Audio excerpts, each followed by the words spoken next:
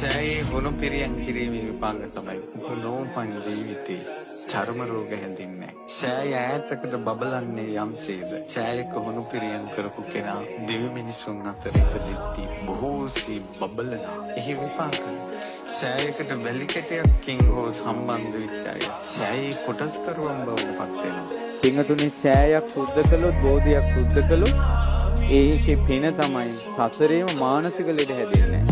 ඒ පින්වන්තයාට අපේ බුද්ධ ශාසනය නිවන් දකින්න තුරු උපනෝපන් ජීවිතයක කවදාවත් අබෑටික තරම්වත් හැමේ බිබිලක් ඇවිල්ලා නැහැ කියලා. සෑය සුද්ධ කරගන්න.